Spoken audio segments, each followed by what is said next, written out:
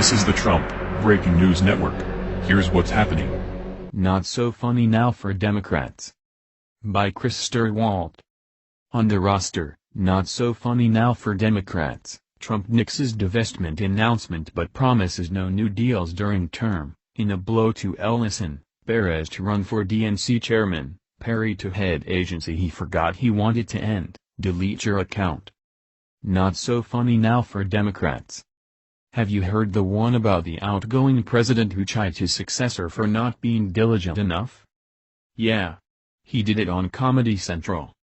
Cue the sad trombones because here we are at the moment when President Obama and his fellow Democrats try to get President-elect Donald Trump to obey the norms that Obama has had so much fun violating. I think the President-elect may say one thing and do another once here Obama said of Trump's decision to shun daily intelligence briefings. The seriousness of office and all, don't you know? It was apparently lost on Obama that he was telling it to Trevor Noah, the host of The Daily Show, a satirical newscast that was popular among Democrats when it was hosted by Jon Stewart. It was also perhaps lost on Obama that the reason Trump thinks he can get away with not having a daily conversation with his intelligence team is that Obama did it first. This was once, of course, a massive, coronary-inducing issue for Republicans. They ran attack ads for Obama skipping briefings. They savaged the president week after week for being nonchalant about the daily grind of national security. As Mark Thiessen put it with his typical clarity, when Obama forgoes this daily intelligence meeting, he is consciously placing other priorities ahead of national security. Now, Trump doesn't take briefings because, as he told Chris Wallace, he's like, smart. While it is certainly something to see Republicans stand gobsmacked as Trump blows raspberries at a convention they once demanded be observed, the real action here is watching Democrats trying to resurrect conventions they helped destroy. Trump met today with rapper and professional famous person Kanye West. Sources close to West, who has recent institutionalization for mental illness interfered with his television role as the spouse of fellow famous person Kim Kardashian, told, who else, News that West went to meet Trump at the behest of the transition team to discuss his role as ambassador of sorts. Trump met today with other African American celebrities, so one can gather that the figurative ambassadorial role would be to Black America. Democrats would no doubt like to throw their hands up to shout in disgust that this is no way for a man preparing to assume the role as the most powerful person in the world to spend his time. West is unserious, they wish they could say, and unsuitable for a role in public life.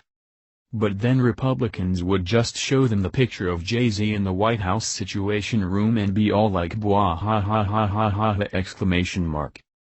Again, Trump's sit-down with West is embarrassing for Republicans who spent much of the last 8 years condemning Obama as a celebrity president and a dilettante who enjoyed the trappings of power but not the attendant duties. It looks to be a long 8 years for the furrowed brow caucus.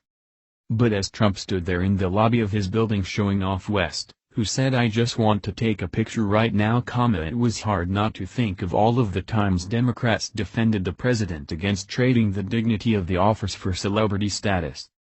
Can it be okay for Obama to mug for selfies at Nelson Mandela's funeral but not for Trump to parade West before reporters?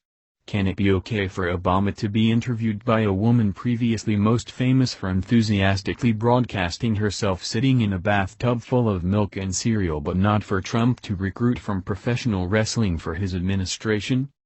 Part of the problem in Democrats' essential belief that the Republican Party was doomed is that they didn't sufficiently imagine life under a Republican presidency.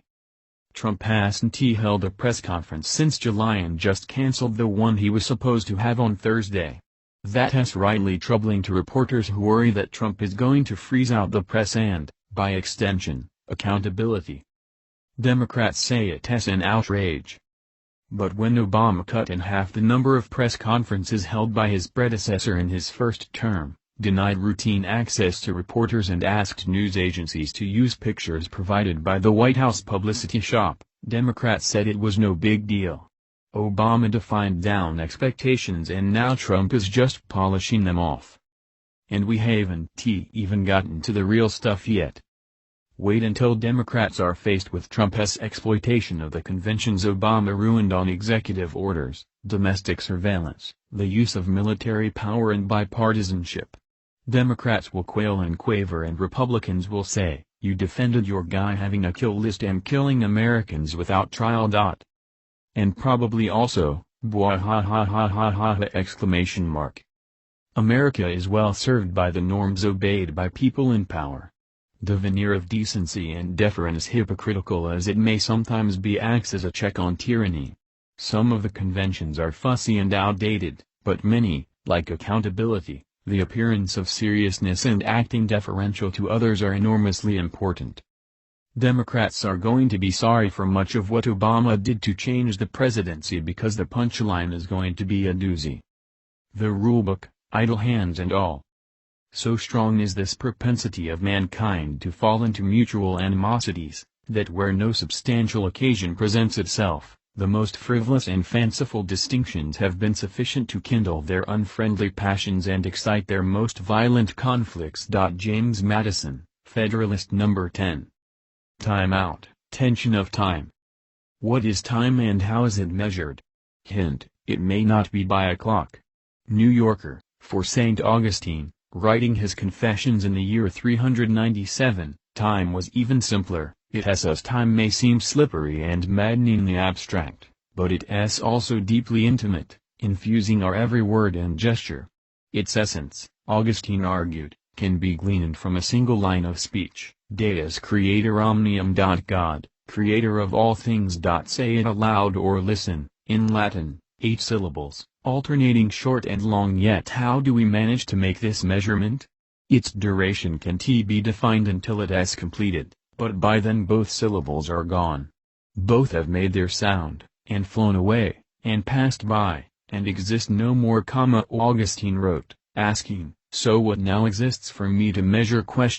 Here Augustine arrived at an insight so fundamental that it is taken as a given: time is a property of the mind. Flag on the play. Email us at halftimereport@foxnews.com with your tips, comments or questions. Trump nixes divestment announcement but promises no new deals during term. President-elect Donald J. Trump said late Monday night that no new deals will be done by his real estate business while he is in the Oval Office, a promise that appeared meant to address ethical concerns about conflicts of interest between his elected position and his real estate empire.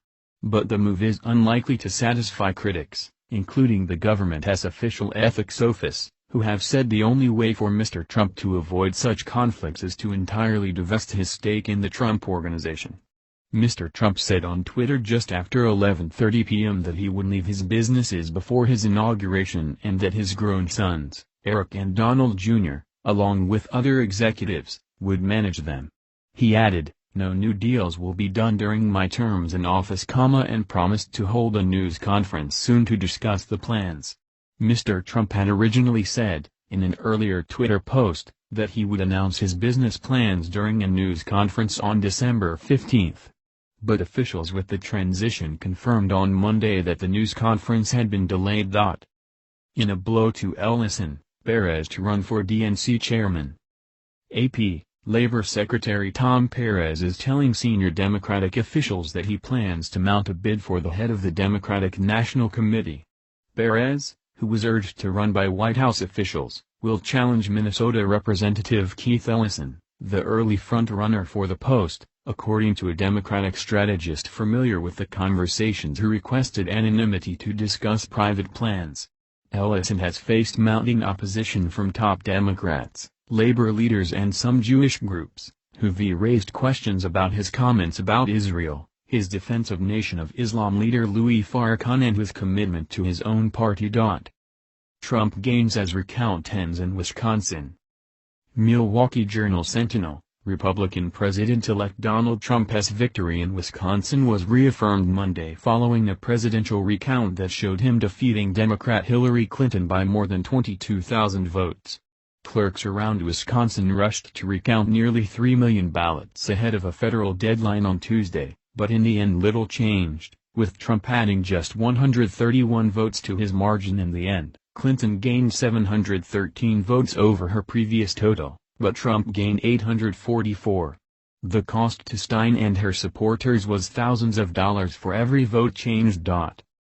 Michigan's recount ends too, but some counties will be audited. Detroit Free Press, 4 days after the Michigan Supreme Court denied a motion to restart a recount of the nearly 4.8 million ballots cast for president in the state, the Board of State Canvassers will meet to go over the lessons learned from the partial recount.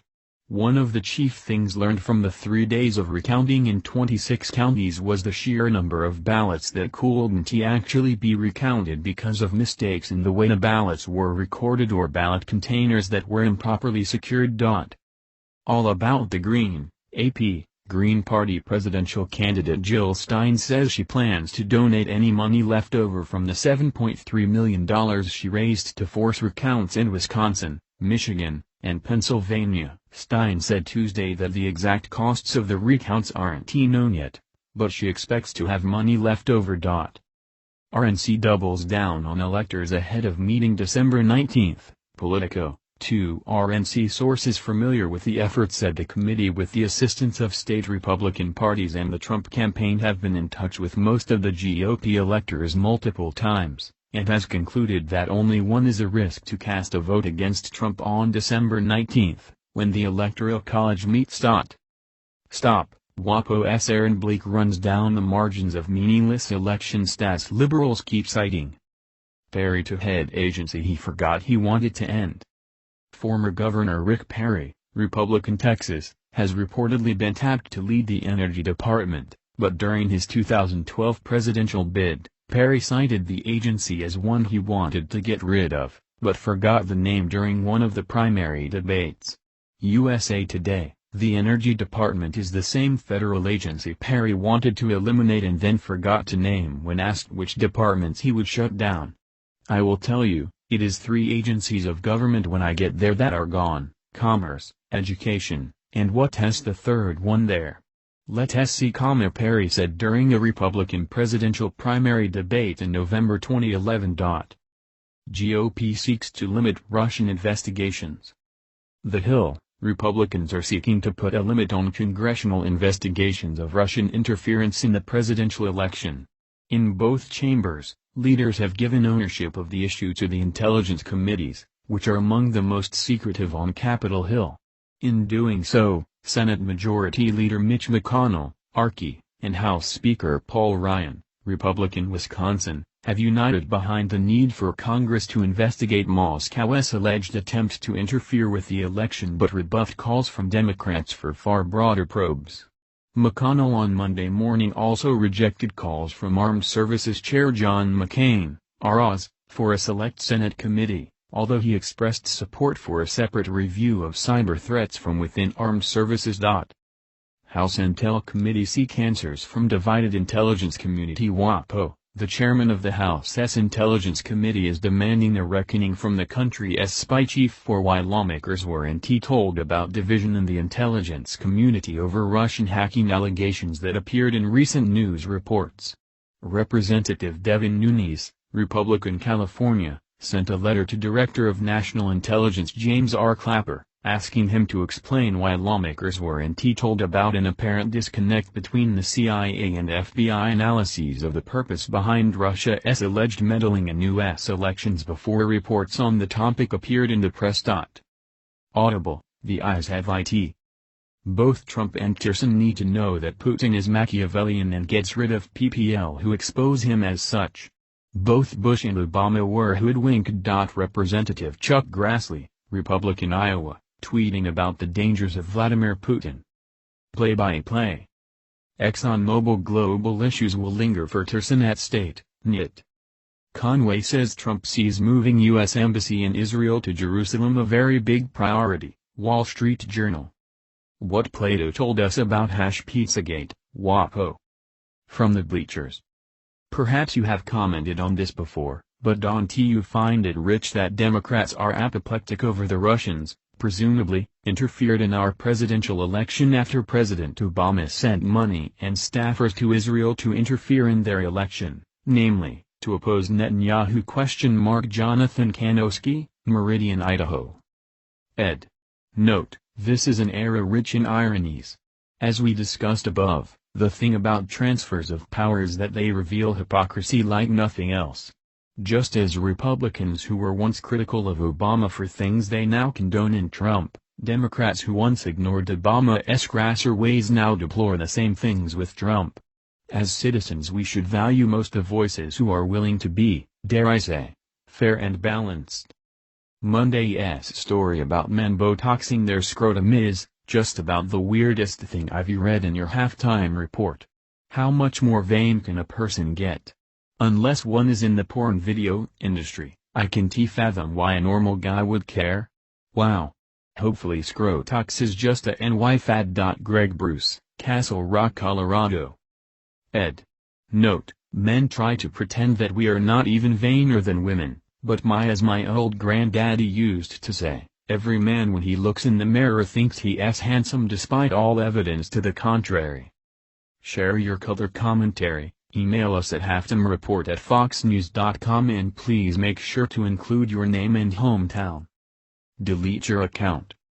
BBC, a company in London has advertised for an emoji translator in what is thought to be the first such job worldwide. The role will involve explaining cross-cultural misunderstandings in the use of the many pictures, and compiling a monthly trends report. Agency boss Jurga Zielinski said emojis were a potential growth area as inconsistencies had developed in their use. Last year, a UK linguist said emoji was the country's fastest-growing language. Zielinski, head of Today Translations, needed someone to translate diaries into emojis for one of her clients, but could not find a specialist. She says software translations can only go so far and a human translator was needed, so the agency posted an online job advert. She herself speaks Lithuanian, Russian and English and codes in the programming languages Python and C#. With more than 30 applications so far, she is hoping to appoint somebody on a freelance basis by the start of 2017. With the potential for it to become a full-time post. And now, a word from Charles. If the Democrats go after Tillerson on the Russia ties, it will be a delightful festival of hypocrisy. For 20 years they have been as soft on the Russians as you can come. And then all of a sudden they have discovered that the Russians are not our friends. So this is quite a flip-flop. Charles Krauthammer on Special Report with Brett Baer. This has been the Trump Breaking News Network. Please subscribe and share to stay up to date on the latest news about our president. Be informed.